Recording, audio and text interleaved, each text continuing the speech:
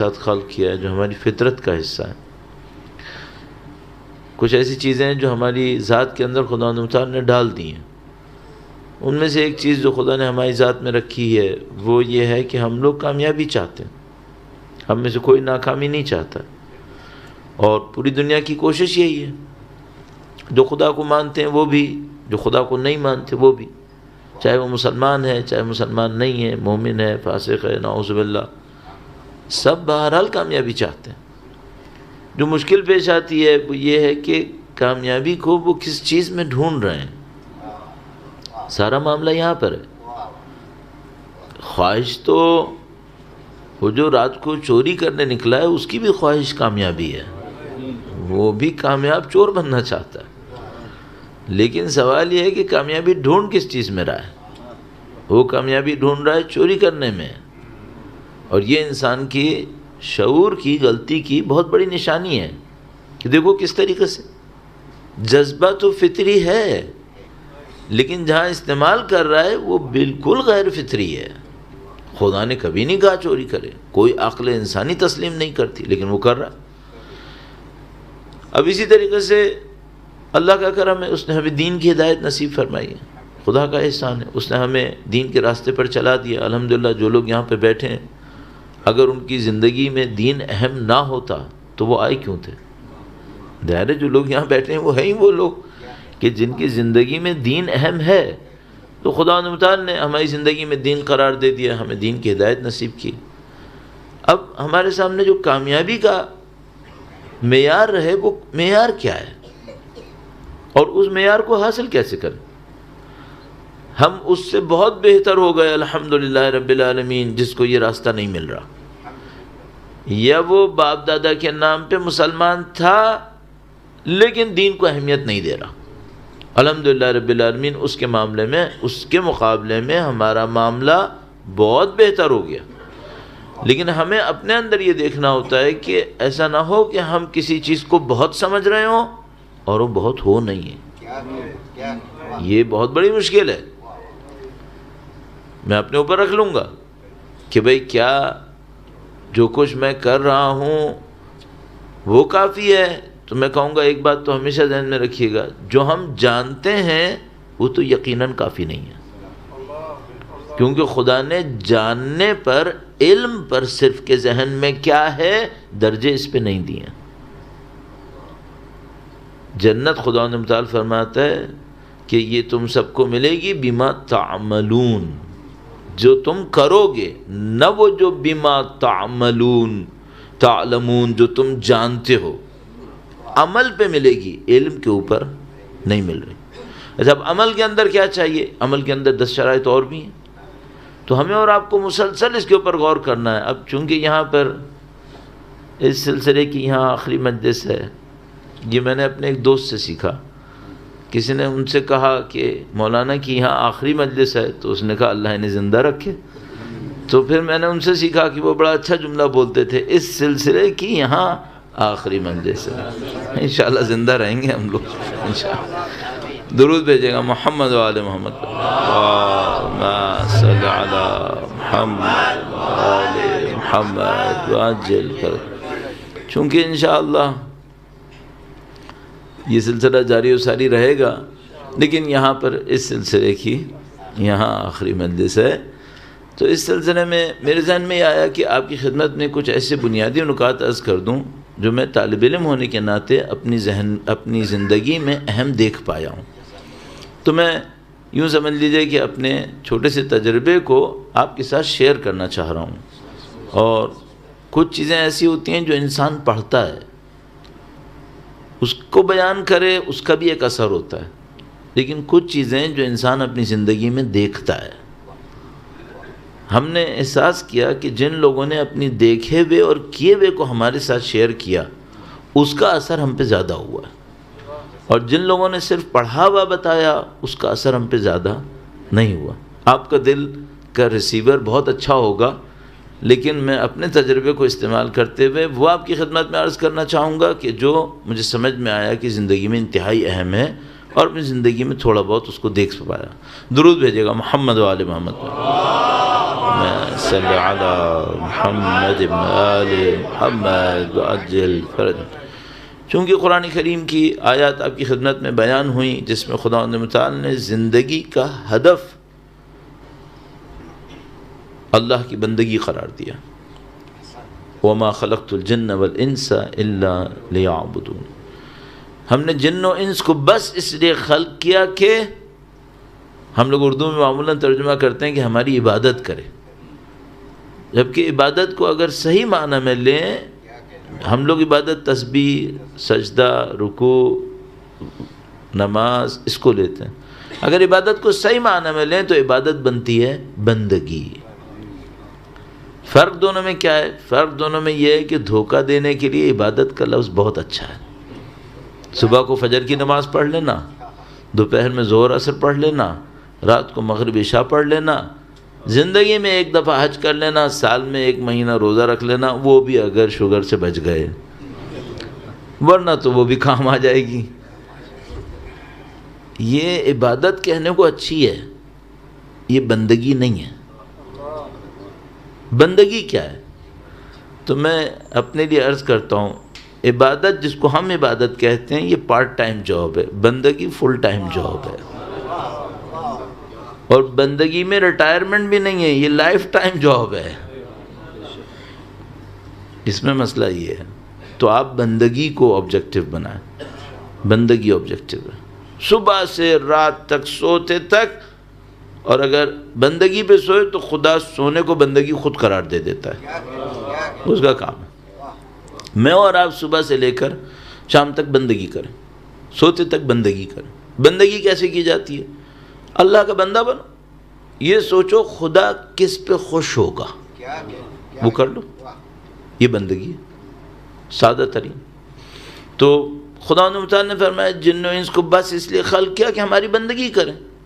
یہ prime objective ہے. اچھا وہ جو کمانا تھا، اس ملک کی نیشنلٹی، اس ملک کی نیشنلٹی، گھر بنانا، مارٹگیج، کار، بزنس، وہ کیا ہے؟ یہ اس لائف کی ریکوائرمنٹس ہیں، آبجیکٹیوز نہیں ہیں. ریکوائرمنٹس کچھ اور ہوتی ہیں، آبجیکٹیوز کچھ اور ہوتے ہیں. ہم لوگوں کی جو ایک حماقت ہو جاتی ہے اہل دنیا کی، وہ یہ کہ ہم ساری باتیں سخت کی، لیکن ایک اور جاتے جاتے ہم لوگ، غور سے سنیے، ہم لوگ بولتے قرآن ہیں، سوچتے قارون ہیں. ہماری مصیبت یہ ہے، بولتے دین دین دین دین، قرآن قرآن قرآن، اور جب سوچنے پہ آتے ہیں تو نعوذ باللہ ایسے ہی سوچتے ہیں جن کے خلاف قرآن بولتا ہے. بھئی اگر میں دین دین بول رہا ہوں، قرآن قرآن بول رہا ہوں، اہل بیت کہہ رہا ہوں، تو مینٹیلٹی میں میٹیریلزم کیوں ہے؟ لائف کے آبجیکٹیوز یہ کیوں نہیں ہیں؟ اچھا کیا نشانی ہے کہ بھئی لائف کے آبجیکٹیوز یہ ہیں یا نہیں ہیں؟ تو سب سے بڑی بات یہ ہے کہ جتنی لائف کی پلاننگ ہے وہ کس کے اوپر ہو رہی ہے؟ لائف کے مین ڈیسیشنز کس بات پہ ہو رہے ہیں؟ لائف میں مین اچیومنٹس کون سی چیزیں کاؤنٹ ہو رہی ہیں؟ انڈیویجول لیول پر بھی، کمیونٹی کے لیول پر بھی. اگر مثلا انڈیویجول لیول پر میں دیکھوں تو مثلا ان سے پوچھتے ہیں بھائی تمہاری زندگی میں اچیومنٹس کیا ہیں؟ میرے جیسے مولوی کے ساتھ بیٹھ کر تو وہ کچھ بھی بول دے گا. ذرا دیکھیے گا اپنی فیملیز میں بیٹھتا ہے تو کیا بولتا ہے اچیومنٹس میں. تمہارے بچے کے اچیومنٹس کیا ہیں؟ کیا بولے گا؟ ان میں سے کون سا لیعبدون ہے؟ کون سی اس میں بندگی ہے؟ یہ پرابلم ہے ہماری کمیونٹی کی. کامیابی ہم سب کو چاہیے، لیکن کامیابی کے جو پیرامیٹرز خدا نے بتائے ہیں وہ ہم نے آبزرو کر لیے ہیں، وہ ہم نے ایکسیپٹ کر لیے ہیں. ورڈز میں تو کر لیتے ہیں، پریکٹس میں کیا ہے؟ یہ ایک بہت بڑا مسئلہ ہے. تو اس کے اوپر بہت محنت کرنے کی ضرورت ہے ہمیں. اچھا اس کی نشانی کیا ہوگی؟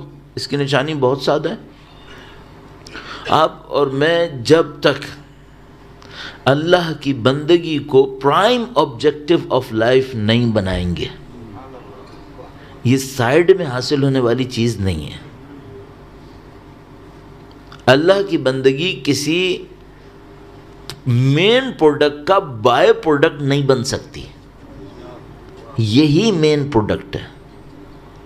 اب میں سوچوں میری لائف کا اصلی پروڈکٹ بزنس، گھر، degrees, status, by product side میں ایک اللہ کی بندگی بھی مل رہی ہے، یہ نہیں ہوگا، یہ اصلی پروڈکٹ ہے۔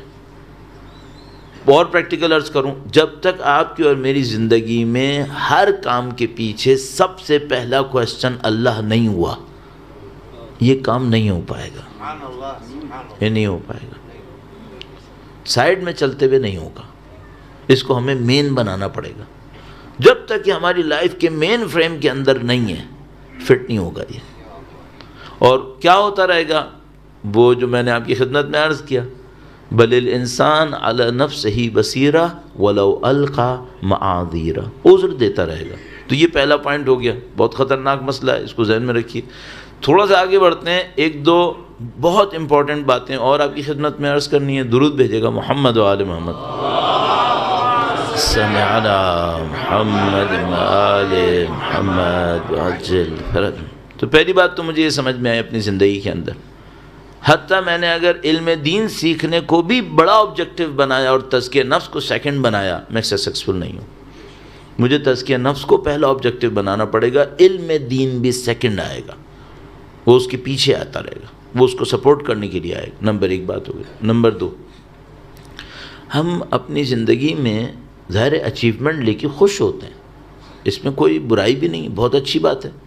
بھئی آپ الحمدللہ رب العالمین یہ 10 دن 11 دن 12 دن اہل بیت اطہار علیہ السلام کے نام پر یہاں تشریف فرما ہوئے، خدا متعال نے توفیق دی ہمیں اور آپ کو، ہم یہاں بیٹھے ہیں، اس پہ خوش ہوں یا نہ ہوں، ہم خوش ہوں گے کہ خدا متعال نے ہمیں یہ سعادت دی۔ اس میں خوش ہونا طبیعی ہے، نیچرل ہے کہ آپ نے جس چیز کو اپنے لیے اچھا سمجھا تھا وہ ہو گئی، لیکن مسئلہ یہاں پر ہے، پرابلم یہ ہے کہ ہمارا خوش ہونا ایک معاملہ ہے اور دوسروں کو دکھانا یہ ایک اور خطرناک معاملہ ہے، بہت خطرناک معاملہ۔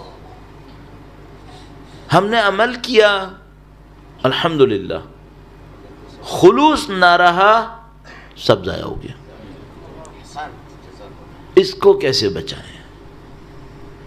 اتنے میں نے الحمدللہ اپنی زندگی کے اندر دروس پڑھے ہیں، دیکھے ہیں، جا کے سنے، بیٹھے، سب کام کیے، علماء اخلاق سے الحمدللہ کبھی بات کرنے کا، ملنے کا موقع ہوتا ہے، ان کی لائف کو دیکھنے کا موقع ہوتا ہے۔ میں دیکھتا ہوں ان سب کی زندگی میں جو ڈھیروں نیک اعمال یہ لوگ انجام دیتے ہیں، ان سب کے پیچھے ان کا جو سب سے بڑا ہم و غم ہے، سب سے بڑی ان کی توجہ ہے، وہ کس بات پر ہے؟ خلوص کیسے بڑھے گا، اخلاص کیسے آئے گا۔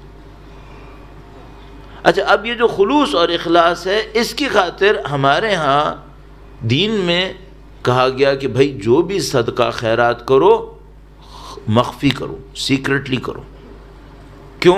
تمہارے نفس میں اتنی طاقت نہیں ہے کہ تم کچھ دکھا دو، بتا دو اور پھر خلوص بھی باقی رہے۔ ہمارے نفس میں اتنی طاقت معمولاً نہیں ہے۔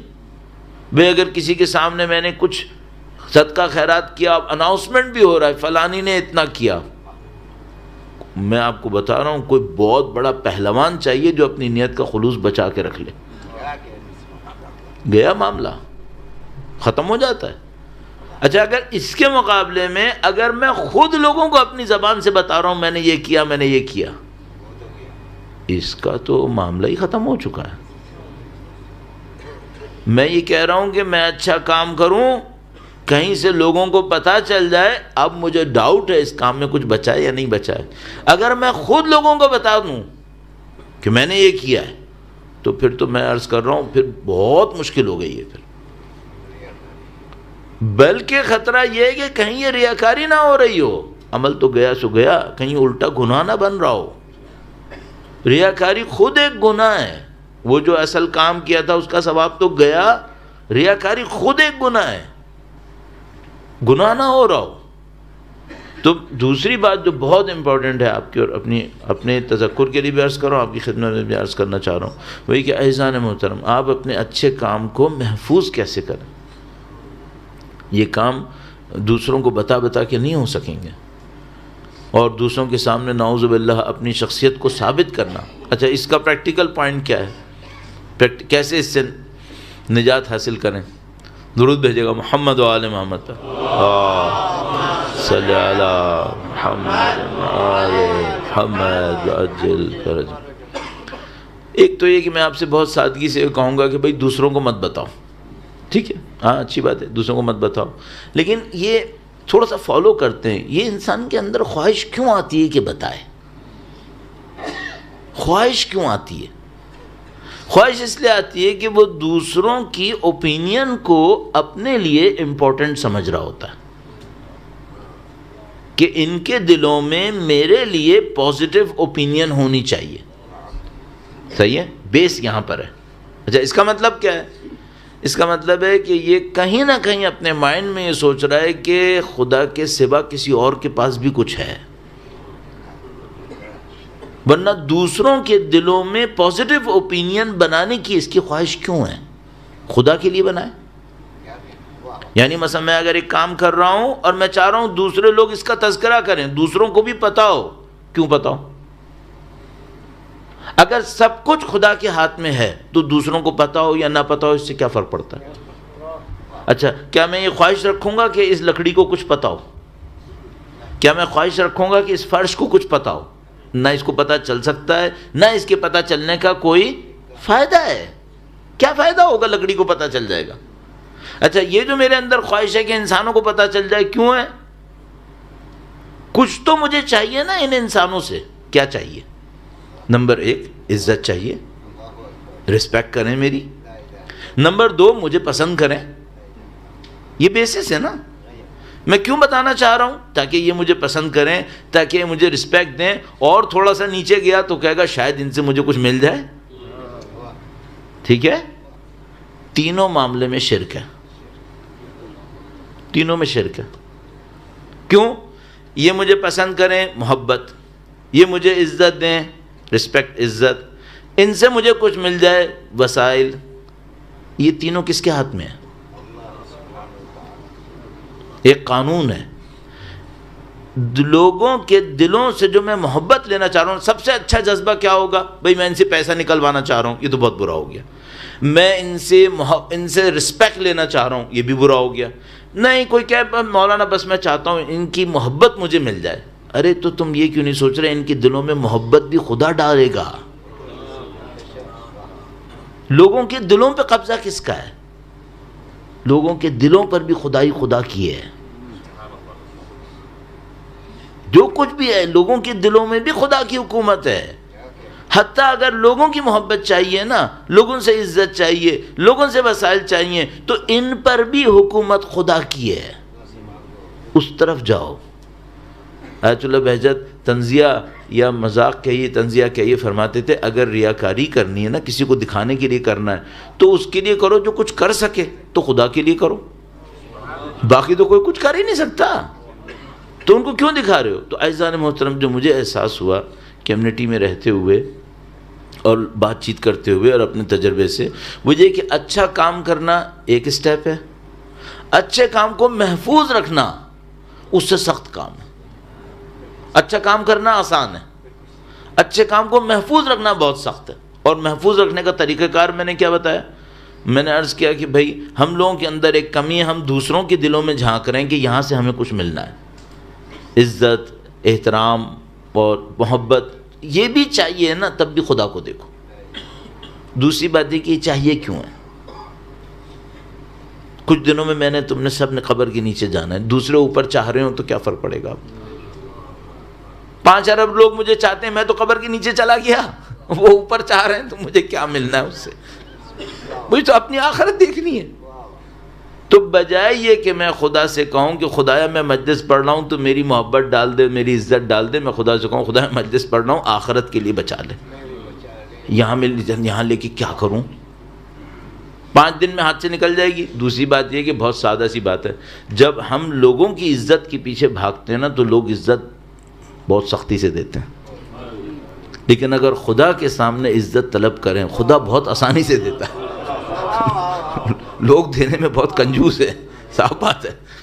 اللہ سے مانگو، اللہ دینے میں سخی ہے، فیاض ہے، تو بھائی اگر عزت و محبت ہی چاہیے نا، اور چاہیے، میں نہیں کہہ رہا کہ نہیں چاہیے، بہت بڑا کوئی موحد انسان ہوگا جس کو کچھ نہیں چاہیے ہوگا، ہم لوگ اتنے بڑے موحد نہیں ہیں، ہم لوگوں کو یہ خیال رہتا ہے کہ لوگ تھوڑا سا احترام کر لیں، لوگ تھوڑی سی عزت دے دیں، یہ چاہیے نا، تو میں کہہ رہا ہوں ہاں ٹھیک ہے، میں کمزوری کا اعتراف کرتا ہوں کہ چاہیے، تو خدا سے مانگو، بندوں سے نہیں مانگو، بندوں سے مانگنے میں ذلت آتی ہے، بندوں سے مانگنے میں ذلت ہے، اللہ کے مانگنے میں عزت ہے، اس سے مانگو جو دیتا ہے تو عزت سے دیتا ہے، اور اگر انکار بھی کرتا ہے تو اور کچھ بڑھا کے دے دیتا ہے، ہمیشہ دعا کے پیچھے فلسفہ یہی ہے۔ تو یہ 2 پوائنٹس ہو گئے، درود بھیجے گا محمد و آل محمد، اللہم صل علی محمد آل محمد وعجل فرج، یہ 2 پوائنٹس ہو گئے۔ ایک اچھا کام عرض کیا، اللہ کی بندگی کو جب تک پرائم امپورٹنس نہیں دیں گے یہ سائیڈ میں نہیں ہوگا۔ تو جو ہمارے بچے کیریئر پلاننگ کر رہے ہیں ان سب کے لیے نیک خواہشات اور نیک دعاؤں کے ساتھ ان سے کہوں گا اللہ کی بندگی کو سینٹر میں رکھو۔ طواف کی حکمت یہی ہے، یہ جو طواف میں کعبہ بیچ میں ہم 7 دفعہ چکر لگا رہے ہیں، یہ ہے لاجک، یہی ہے کہ خدا میں طواف میں کعبے کو بیچ میں رکھ رہا ہوں، چکر لگا رہا ہوں، تو میری زندگی میں اپنا حکم بیچ میں رکھ دے، میری زندگی تیرے گرد گھومے۔ اگر کسی کا طواف صحیح ہوا نا تو اس کی زندگی خدا کے لیے گھومے گی، اور اگر یہ نہیں ہو رہا اس کا مطلب ہے حج دوبارہ کر لو، طواف النساء نہیں ہوا ہے، باقی کے تو کسی کو کوئی پرواہ نہیں ہوگی۔ بھائی عبادتوں کا ہمارے عمل پہ اثر ہے یا نہیں ہے؟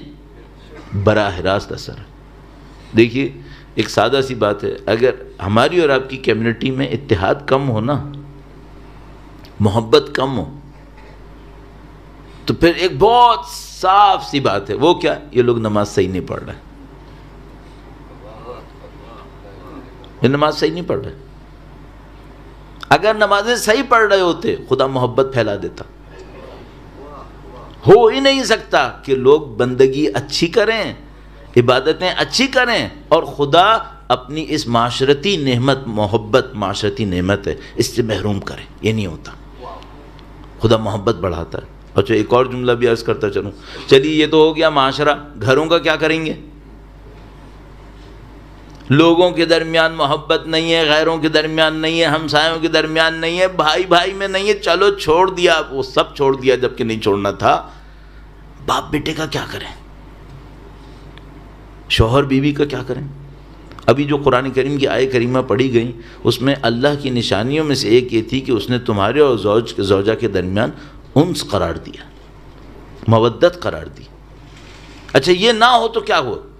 اب اس کا مطلب کیا ہے؟ اس کا مطلب میں آپ کی خدمت میں عرض کروں، ایک ہوتا ہے گھر، صحیح ہے، وہ گھر جس کے اندر عبادت ہو رہی ہے، اللہ کی بندگی ہو رہی ہے، یہ گھر ہے، یہاں پہ زندہ لوگ رہ رہے ہیں۔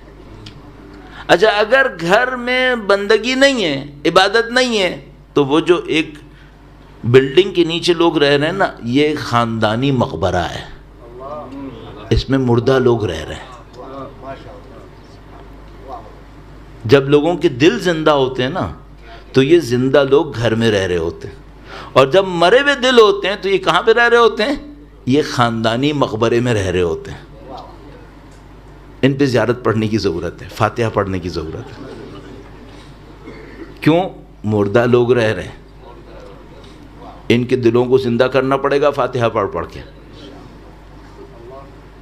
تو عزیزان محترم، پہلا پوائنٹ اللہ کی بندگی، اللہ کی بندگی نہیں ہوئی تو کیا ہوگا؟ گھر بھی مقبرہ بن جائے گا، مقبرے بن جائیں گے۔ اب میں آپ سے عرض کرتا ہوں، میتیں پڑی دیکھیے نا، کوئی کانٹیکٹ نہیں ہے ایک دوسرے سے، بہت سارے گھروں میں زندہ میتیں چل رہی ہیں، نو کانٹیکٹ، کوئی جذبہ نہیں ہے، کوئی محبت نہیں، کوئی الفت نہیں ہے، بھی تو دشمنی کا رابطہ۔ یہ مقبرے نہیں ہیں، یہ مقبرے ہیں، ان کو زندہ کرنے کی ضرورت ہے۔ زندہ کیسے ہوں گے؟ اللہ کی بندگی سے ہوں گے۔ استجیبوا للہ وللرسول اذا دعاکم لما یحییکم، تاکہ تمہیں زندہ کرے۔ تو پہلی بات اللہ کی بندگی، پرائم امپورٹنس مین فریم کے اندر۔ دوسری بات کام کو بچانا کیسے، خلوص، خلوص کیسے لانا ہے بتانے کی ضرورت نہیں ہے. لوگوں کی دلوں کو مت دیکھو, اللہ کی سمت دیکھو. اللہ کی سمت دیکھو گے وہ دلوں کو بھی رام کر دے گا, نہیں کرے گا اس سے بہتر دے دے گا, اس سے بہتر دے دے گا. سید الشہداء کے سامنے جو لوگ کھڑے تھے ان کے دل شیطانی دل تھے. ایک اور بات عرض کرتا ہوں اسی پوائنٹ کو بڑھاتے ہوئے, اگر میں اللہ کی بندگی میں آگے بڑھوں اور میرے احترام میں جو دل جھکیں وہ گناہگاروں کے ہوں, اس کا مطلب میں اپنے آپ کو دھوکہ دے رہا ہوں. جب میں اللہ کی بندگی میں آگے بڑھوں گا نا تو خدا گناہگاروں کے دل نہیں جھکائے گا, متقین کے دل جھکائے گا. اور اگر میں اس چکر میں ہوں کہ گناہگاروں کے دلوں کو اپنی طرف جھکا لوں, اس کا مطلب یہ کہ میں خود گناہ کے راستے پہ چل رہا ہوں. کبوتر بکبوتر, باز بباز. کبوتر کبوتر کے ساتھ اڑتا ہے, عقاب عقاب کے ساتھ اڑتا ہے. اگر مجھے گناہگاروں کے دل جھکانے اس کا مطلب ہے میں خود اندر سے معاملہ خراب ہے. اور اگر مجھے متقین و پرہیزگاروں کے دل جھکانے اس کا مطلب یہ ہے کہ میں اللہ کی بندگی میں چل رہا ہوں. خدا اہل تقوی کے دل جھکاتا ہے, میں اور آپ گناہگاروں کے دل جھکانے کے چکر میں نہ جائیں. پہلی بات تو ہے کہ کسی کے دل کو کیوں جھکانا چاہ رہے ہو, اپنا کام کرو, آخرت کے لیے کرو. یہ دو باتیں بہت امپورٹنٹ ہو گئیں. اب ایک بات اور آپ کی خدمت میں عرض کروں اور اس کو اختتام پہ لے کے جاؤں. درود بھیجے گا محمد